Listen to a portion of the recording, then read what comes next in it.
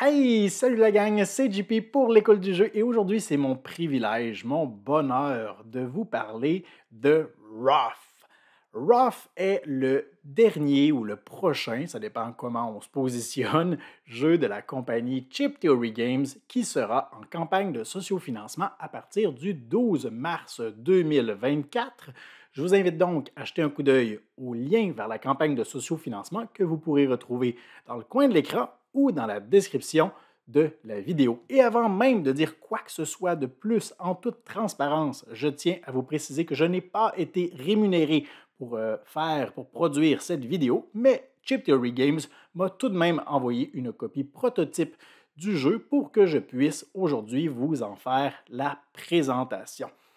Alors, je tiens également à peser mes mots lorsque je parle de copie prototype, c'est-à-dire que dans les prochaines minutes, vous allez voir qu'il y a certaines erreurs de production sur ma copie prototype, rien de flagrant, mais vous allez voir, ou de grave, mais vous allez voir parfois des icônes qui correspondent à la même action, mais que les icônes ne correspondent pas à 100%.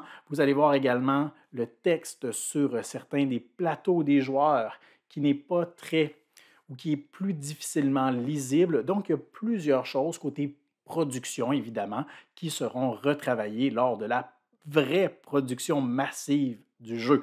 Alors, gardez ça en tête pour ce qui est de la durée de la vidéo. C'est une copie prototype. Plusieurs choses sont sujets encore à changement.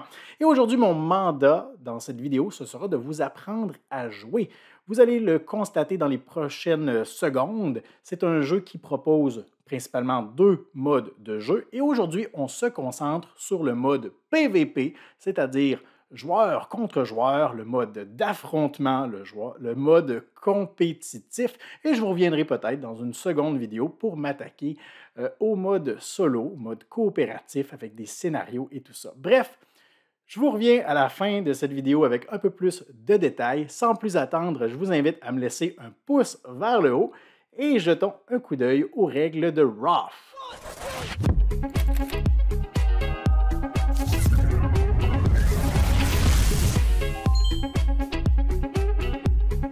Roth est un jeu de contrôle de territoire pour 1 à 4 joueurs dont les parties durent environ 60 minutes. Dans ce jeu, les joueurs incarnent différents peuples qui devront mettre à profit leur spécialité afin de défendre et conquérir les territoires du continent. Au début de la partie, les joueurs doivent commencer par choisir un mode de jeu. Le mode standard, où les joueurs s'affronteront les uns les autres, ou le mode coopératif, où il faudra plutôt travailler ensemble pour affronter un ennemi commun.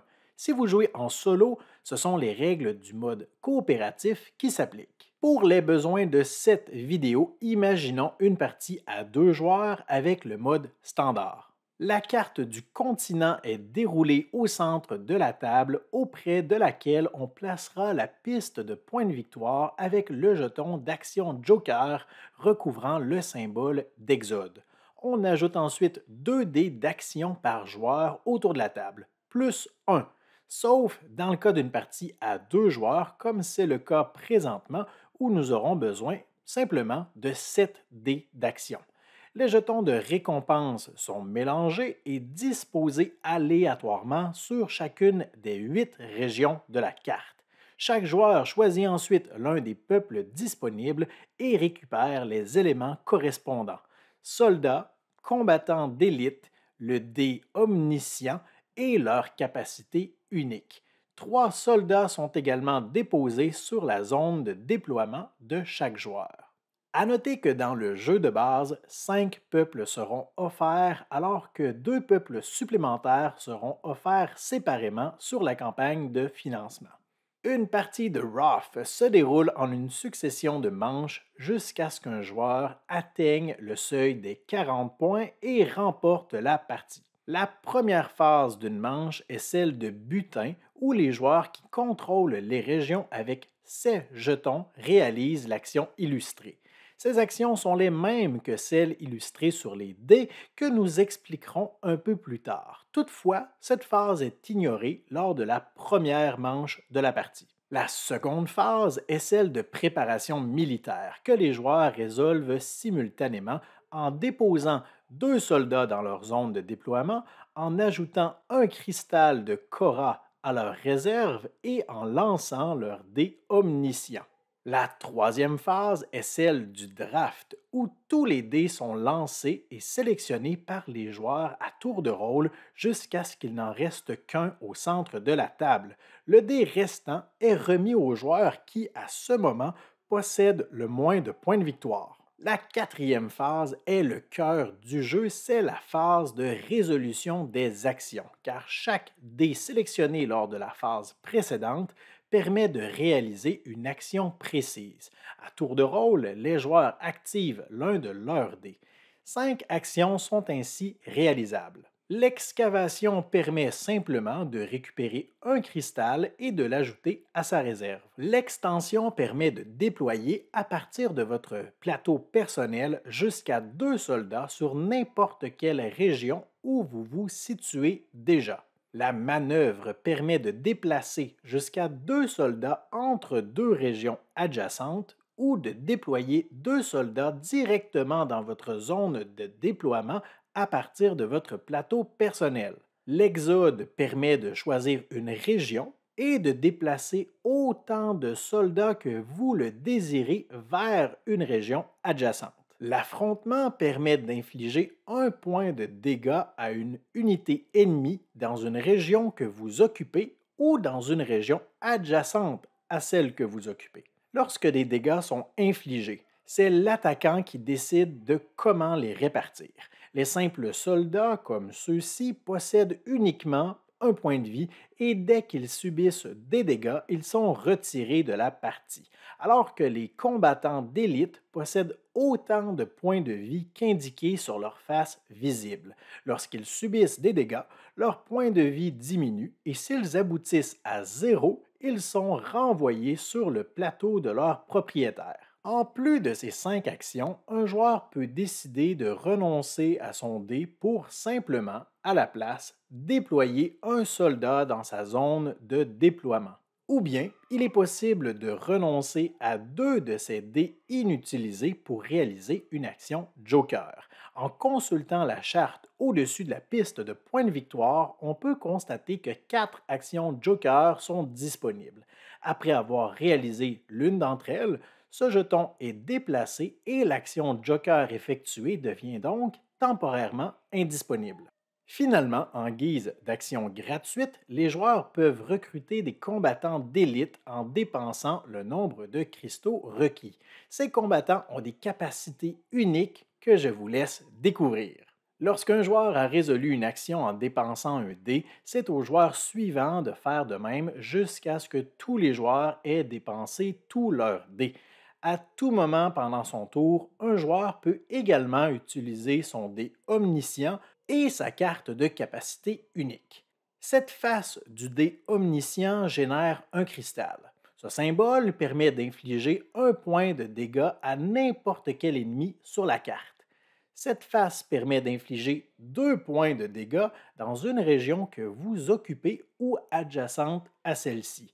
Et finalement, ce symbole vous permet de répéter la même action que vous venez de résoudre à votre tour. Concernant la capacité unique, il s'agit d'un puissant pouvoir pouvant être activé une seule fois dans la partie.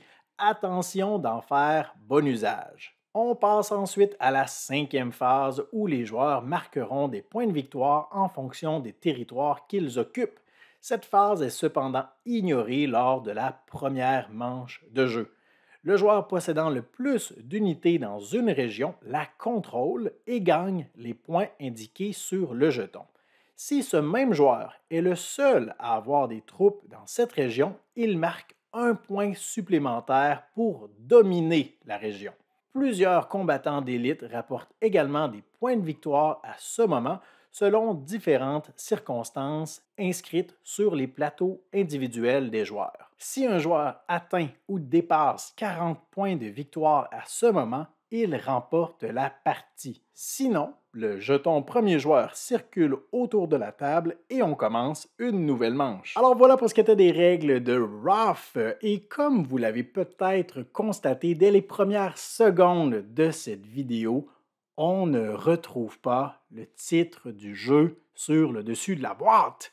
C'est quelque chose d'assez rare, il faut se le dire. En fait, c'est un hommage que Chittery Games rend au designer du jeu, qui est également l'illustrateur, M. Manny Tremblay, pour son art, ses illustrations hors du commun. Ils ont pris la décision de laisser la couverture de la boîte le plus clean possible, en enlevant même jusqu'à le titre du jeu. C'est assez rare qu'on voit ça, alors je tenais à le mentionner. C'est rare qu'on va accorder autant d'importance à l'illustrateur, qui dans ce cas-ci est également le concepteur du jeu. Alors j'espère que cette vidéo vous aura plu pour ce qui est de l'explication des règles. Je tiens quand même à faire quelques petites précisions de détails que j'ai peut-être mentionnés, mais qui vous ont peut-être passé sous le nez, en commençant par le fait que dans la version de base qui sera disponible sur la campagne de sociofinancement, vous allez retrouver 5 peuples de base, comme ceux que vous avez pu voir durant la partie. Toutefois, disponible en add-on, en ajout supplémentaire, vous aurez 2 peuples de plus, soit les Paladin et les Vena, qui vont se jouer d'une façon un peu différente. C'est cool quand même de voir que chaque peuple a une petite asymétrie, pas quelque chose d'incroyable, mais juste assez pour que, dès le début de la partie, ce soit important qu'on sache ce que notre adversaire est capable de faire. Par exemple, le peuple des Koda que vous avez peut-être vu en début de partie a des Trappers euh, qui se spécialisent dans la pose de piège. Et dès qu'on met le pied en territoire hostile, paf, le piège se déclenche et il y a des effets différents qui peuvent survenir. Alors, toutes des petites particularités comme ça qu'on se dit en début de partie, OK, toi, tu es capable de faire ça. Et présentement, vous avez vu des peuples qui, avec leurs cristaux, les utilisent seulement pour déployer des unités élites. Mais on a également des peuples comme les Ouglan qui peuvent déployer grâce à leurs cristaux des commandants, des combattants d'élite, mais qui aussi ont des habiletés spéciales, comme par exemple ici la capacité de parasiter l'ennemi pour, si je me souviens bien, qui permet d'infliger des dégâts directement dans la zone où on se trouve, alors qu'habituellement, du dégât, on peut en infliger seulement en utilisant des dés actions. Alors, ça nous donne encore plus de flexibilité. Bref, plein de choses à découvrir avec chacun des peuples. Comme vous avez pu le constater aussi, des erreurs au niveau de mon prototype, des choses qui seront améliorées, l'écriture sur les plateaux de jeu, les illustrations qui vont correspondre, peut-être même des modifications à la disposition de la carte. Il y a plusieurs petits détails dans les règles également qui sont mentionnés, qui n'ont pas été appliqués dans ma version prototype. Le mode solo qui va être développé aussi. J'ai pu quand même essayer le premier scénario où on affronte les dangereux Eldan, ici les peuples elfiques. Intéressant, j'ai hâte de vous en parler un peu plus. Mais d'ici là, moi, je vous encourage à me laisser un pouce vers le haut, à me laisser vos questions et commentaires dans la section appropriée et vous abonner à notre chaîne si ce n'est pas déjà fait. Je termine en vous disant un gros merci pour votre écoute et je vous dis à la prochaine.